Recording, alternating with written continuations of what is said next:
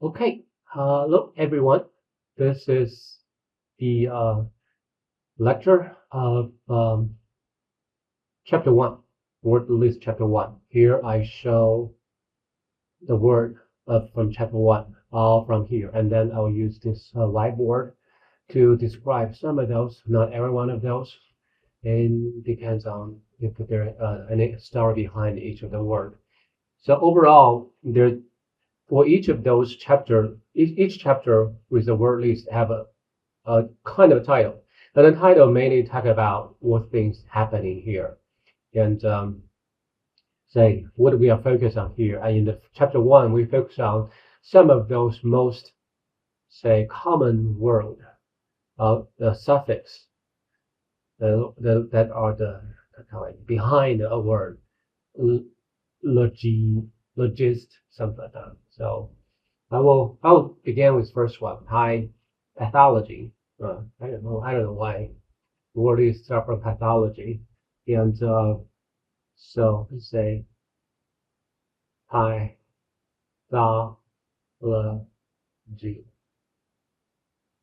Right. Yes. So this is means the study of something, and then path is disease. Pathogens. So genes means the things that cause diseases. And pathology is a big is a big category of medical science. And for say if you want to be a doctor, a physician, there are mainly three things you want to learn: anatomy, physiology, and pathology. That's the major three things you want to learn to be a doctor. And anatomy means the structure of the body, not necessarily the human body. Physiology is how we function in a normal condition. How you function in normal condition. Pathology means how it's not functioning, why it's not. and just pathologist. Pathologist means the people study the cause of the disease. That's the if based on the word means the people who study cause of diseases, and then basically many doctors can be categorized in that word, but in the real practice, pathologists mostly refer to the people who check slides, who the histology study. And so, for example, I haven't done this. I need to go to colonoscopy. And if they find something, some small tumor in my colon, you take it out, cut a section in a small slice. And who can decide whether that one is a cancer or a benign tumor? Is sent to the pathologist. And the pathologist will look into this. And so it's not, I mean, it's kind of not that mainstream in the hospital, but pathology specialty is very difficult to join because there's normally, in most cases, there's no need of an emergency. So there's a pathology. Let's keep moving.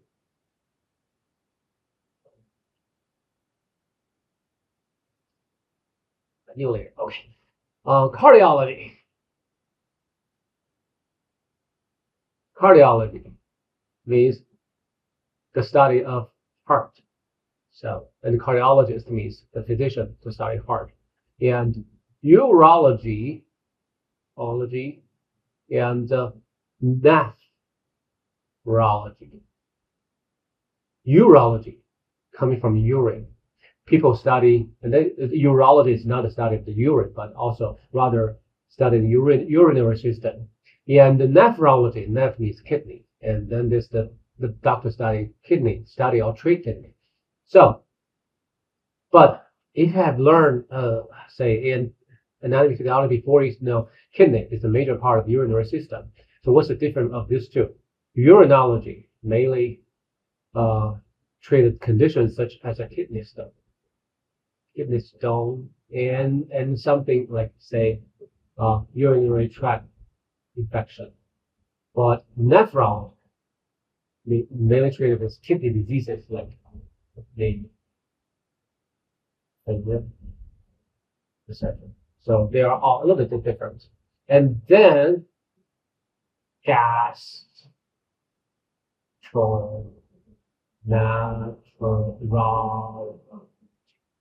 gastro means stomach.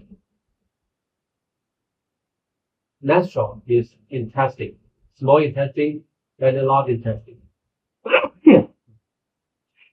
So this means the study of the whole GI tract.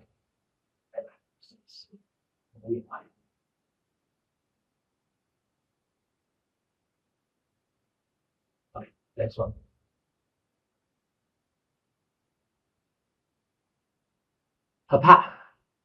Hepatology.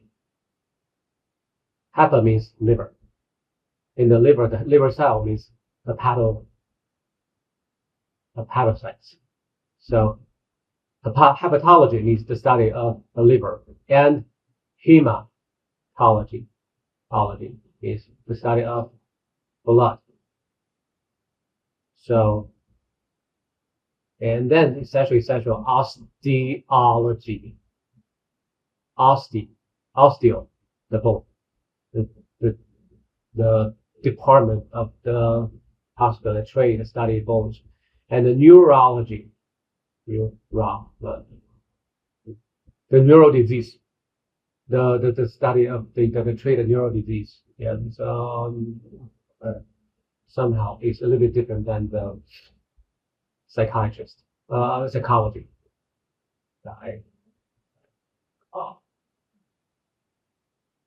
These two are a little different, but there's overlap. Pharmacology, pharma, drugs, medicines, pharmacology. That's the field of study the chemical drugs or medicines. And this is different than all of those. These are have MDs, and this one farm doctor. I don't even know what's the abbreviation of it. And next one, androgen. I don't even know where it's coming from. Androgen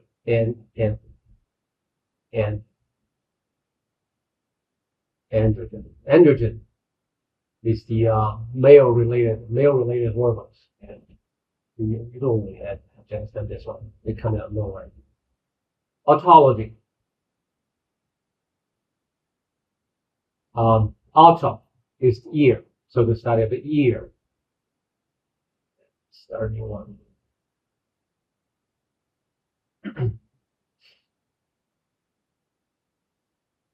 So let's say here, we just talk about and a similar thing called audiology. What's the difference between these two? Otology is more severe ear disease, such as ear infection and loss of hearing, etc. And people who do otology, people who study or treat otology is otologist. An otologist must be an MD, and it's a real physician doctor. But audiology is mainly about hearing aid or test.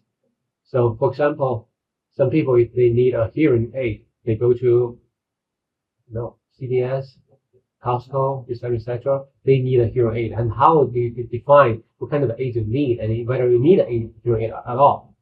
You need an otologist. Audiologist.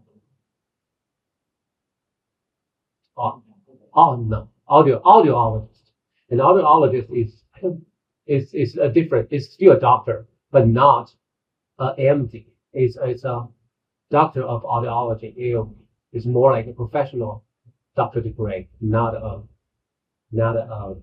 academia doctor degree. And then the same thing applied to here.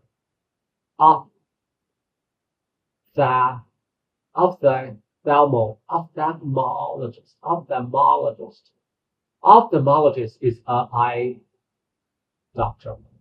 And this eye doctor is more specialized in treat more severe for complicated conditions of the eye.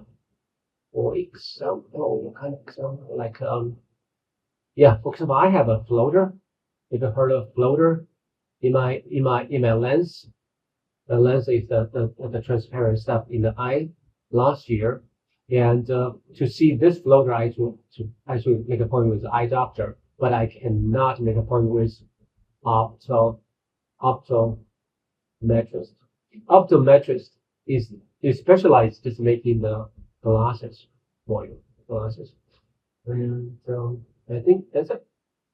Now let's get a new like this one, the new one. Yeah. Okay. So next, cytology. Cytology. It theoretically means the study of cell, but in the real world, well, the field that studies cell is called cell biology. Biology. But rarely any people use cytology to describe those people, the field that studies cells. And when do cytology being used? Good. When cytology will be used, they mostly use like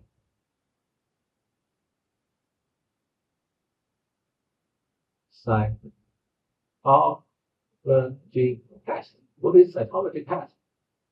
Say you go to the hospital get urine samples, and how does people examine the urine samples? They may look for how much glucose are there, how many proteins are there, and they also looking for do this have any white blood cells? There's any red blood cells? Any yeast, bacteria? They checking what kind of cells in the sample. That doesn't have to be urine, blood, and all of those call it cytology test. That's the major use of cytology. And okay, let's start a new page. Next, we talk about another thing here. The lasting. Lasting means change or change the shape or size. In most cases, make it better. And rhinoplasty. And there's another word for it, a nose job. Just making the nose maybe higher. I guess most people make it higher. I don't even know how we do this. Is there something? Maybe? I don't know. We can check. But rhino means nose. And what kind of rhino? If I say rhino, the first thing you can think about is rhinoceros. And why this rhino called rhinoceros? I'm trying to know. Is a rhinoceros. Oh, really bad. Oh, whatever. And this has a horn here, rhinoceros. And then why it got its name? Rhino means nose. Ceros means horn. So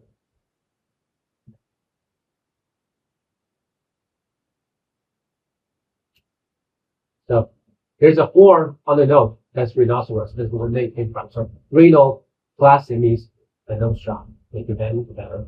And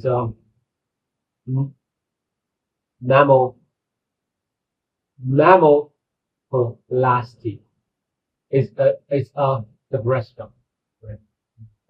I even this one breast. Mammal means the breast.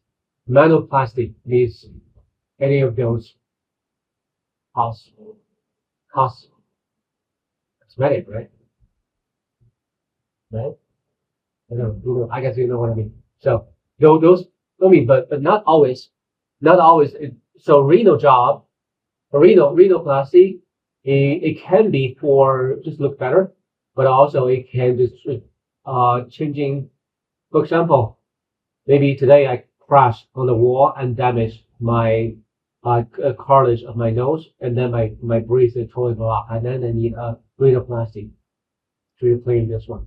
And a mammoplasty is not always to just make it just look better. It's sometimes, for example, reduction, some people just have a really a huge burden because the breast is too big, and then they need a reduction. And some, of course, some other people make it larger, making a larger, call it augmentation. And there's also other changing the shapes also. So, and then there's let's get a new one. There's another one called angioplasty. Angioplasty is nothing related to the cosmetic surgery. This is the treatment of blood vessel. In some cases, for example, this is a regular blood vessel, and for people with, you may heard of it, like say, for some reason, beneath the blood vessel, there's accumulation of foam cells because of foam cells be formed by macrophages trying to clean up the cholesterol in the blood. But cholesterol, they cannot really digest cholesterol, and then that and come to here, and become a plaque. And the plaque making the blood vessel narrow. How do we treat this? So far, we have no way to remove it. And one way we can treat it is insert some of this. This is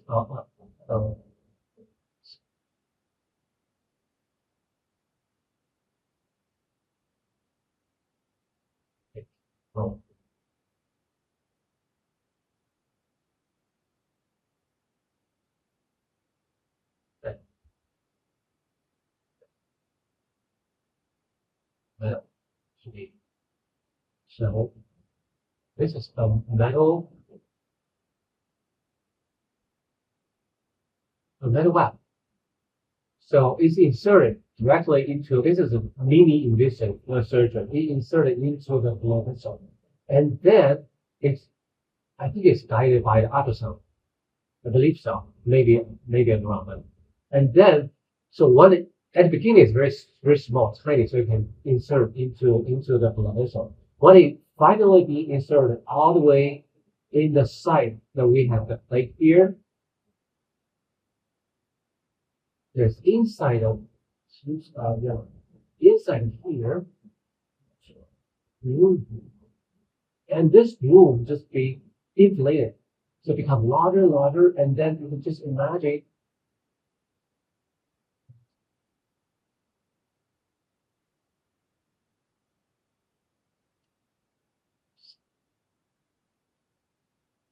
next.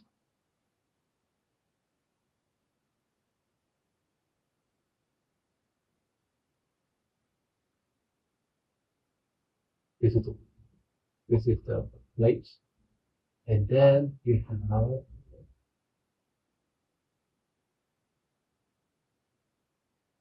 this whole lap is opened up by the inflated flame, inflame balloon. The balloon is inflated, and it opened it up. And once it's opened up, there's some of those mechanisms here. It click, it stays there in a large way, and then you can retrieve, and then the inflame is retrieved back, and the web stay there, opening up the blood vessels. This is one of the most efficient way to treat sclerosis. We will talk about atherosclerosis later. So this is a angioplasty. It's nothing to do with just making people look better. It's a life-saving technology. And what else? Oh yeah, I think we have enough for the plastic. Let's come going forward to the cardiotomy.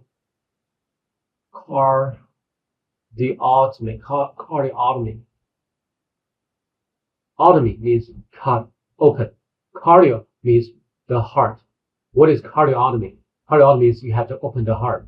It is not a common surgery. Nowadays, most of those things, for example, it used to be People, if you have heard of there's a valve inside the heart. In the older days, if some people was born with a defect valve, they have to change it. In the older ways, you have to cut open the heart. But nowadays, they do not, because they can use a similar thing as the angioplasty. Insert something like a small umbrella, this is opened up in the site. So the current technology try not to open the heart as much as possible, because once you have opened the heart, it's many things very difficult to control. And but anyway, it still it's doing, and people receiving the cardiotomy, it has to be very serious conditions. And then tracheotomy. When do people need the tracheotomy? This is a life-saving technology, and they say choke. I'm trying to draw the trachea. The trachea like this: cartilage, cartilage, cartilage, and then this guy, for example, is choke something here, and choked by the food, or maybe sometimes it's bleeding and block here, and this guy cannot breathe. How you can save him? Cut open here and insert some tube inside trachea. This is really life-saving technology. However, if you're not trained to do so, don't do it yourself, because you have to cut open the cartilage to save this guy. If you cut open the soft tissue between cartilage, there's a higher chance you can kill him, because then the whole trachea is just broken. So, and nephrotomy. I hope you still remember. Neph means kidney, and we will talk about this again. Use this one again. Neph means kidney. Nephrotomy means open up the kidney. Let's say, nowadays most kidney stones you have to take this little kidney, remember this, and release.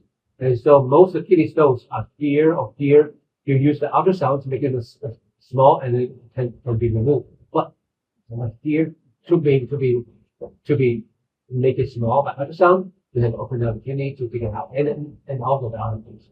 For example, kidney cancer, tumor, septic section, something like that. And colostomy. Open up the colon. Where's the colon? And so this is duodenum, and then small intestine, and then small intestine enter the large intestine here, and the large intestine go all the way, and this way. There you go. This is the anus. So this part from the entering all the way to here to this part called rectum, from this to here, ascending colon, transverse colon, descending colon, and the sigma colon. This part of the large intestine is called colon. Colon is the majority part of the large intestine. And then why you have to cut open a colon? Something wrong with the rectus, blocks, or for some other reasons, and so you have to open here to let the stool coming out. And that's why you have to open up the colon.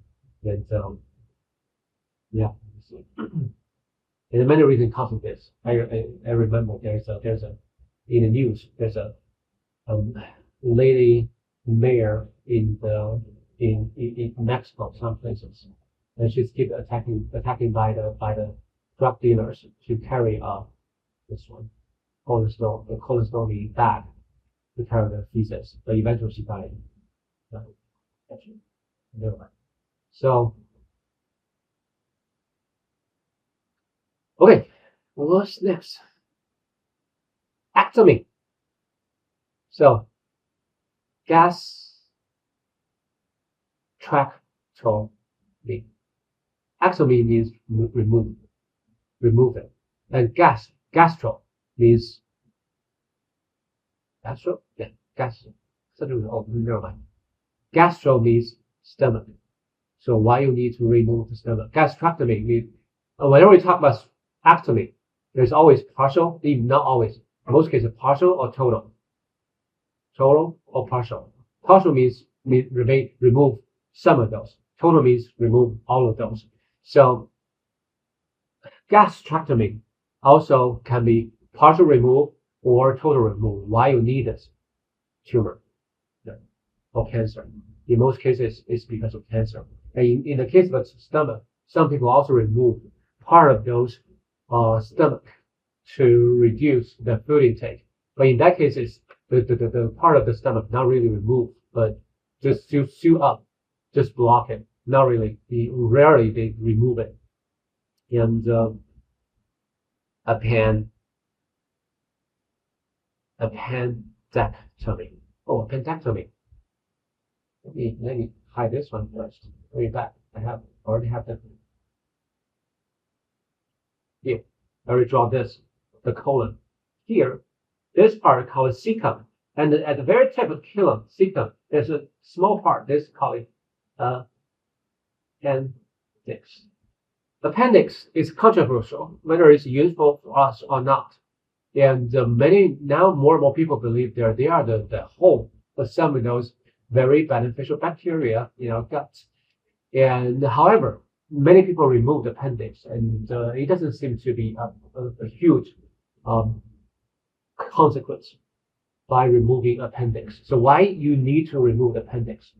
Inflammation, appendicitis, and if there's inflammation, if an inflammation happens in the appendix, it's very painful. In some cases, it can just get better by itself, but it becomes so bad that people have to remove those. Then there's appendectomy. Yes. Coming back to our previous. Okay, what's next? Oh, tonsil. Tonsillectomy. I would say tonsil and appendix. These are two brothers. Is most often to be removed from human body. Where's the tonsil? Tonsil is a surrounding. I'm trying to draw a mouse.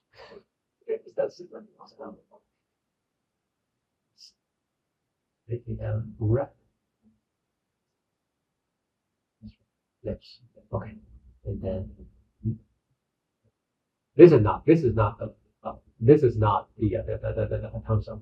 Tonsil is somewhere here. I'll use pink. Oh. This is called a palate tonsil, and this, what's the name of this one? I forgot. Yeah, never mind. But we have 4 different types of tonsil just surrounding our throat. And what's their function? Their function is not really to block of those pathogens from getting in our body, but rather they are more like not a guard, scout. So they basically send out signal whenever there's anything in breath, in the air or in the food are toxic or pathogenic to our body. And they basically trap some of those pathogens and generate a strong immune signals to trigger the body produce very specific antibodies and T cells to target the pathogens that enter the body. So that's why very often whenever we have something bad in the air or in the food, the tonsil become inflamed and feel these places are so irritating, whatever. And then, so in this case, it's why you need to remove it. You have to remove it when tonsil is overactivated. It's frequently get inflamed. And in that case, removing some of those tonsils may benefit more than let them stay there. In most cases, removing the palate, the tonsil above. And, okay, let's see. What is called? Okay, never mind. Larynx ectomy. Larynx. That's the voice box. Behind the larynx is the voice box. You can feel it. It's the biggest. It's Adam's apple or Apple's Adam, whatever. There's a biggest, there's a the cartilage, called it thyroid cartilage. Behind this, whenever you talk about anything, you can feel the vibration behind it is a vocal voice box or vocal box. So, but some people want to have remove it. Why people have to remove it? Is very in most cases because there's a cancer here. And but it is interesting, not really interesting. I mean, I used to have a college professor who removed it, and he can still speak. He can even give a lecture because there's an artificial something here that can help him making the voice. So, and the last thing, let's talk about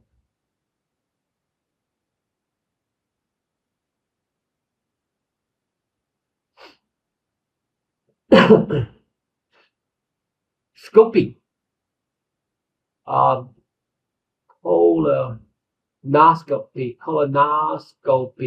colonoscopy. It means insert something from the anus to check the whole colon. And colon cancer is one of the most so for all the cancers, some of those has a high popularity but low mortality. For example, prostate cancer, or prostate cancer. Many people have it, but rarely causing death. But two cancers, lung cancer and colon cancer, both have high popularity and high mortality, and that's why people need to check for. However, cancer is a gradual development, and a very early for all type of cancer. As long as you can discover it the early stage, it can be cured. So colonoscopy, just a camera checking the whole colon to see if there's any cell cluster grow up. If you see this, cut it off, and cut it off to check whether there's any cancer-like cells. And another alternative approach called colon Guardian, something that's a company. Guardian is basically checking whether there's any cancer cells in the stool. But anyway, colonoscopy means scoping means with vision, microscope, telescope, and this colonoscopy means insert camera into the colon. And anthroscope. What is anthroscope? Is mainly used arthroscope, not anthroscope. Arthroscope is mainly used for the joints and so, and not every, I mean, I believe the most popular use is the knee joints. What's the use of it?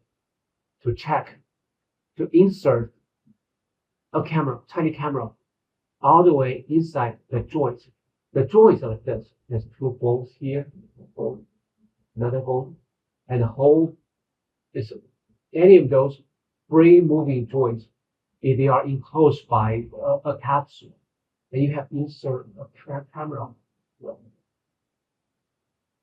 right here to check. For example, the knee joint. There's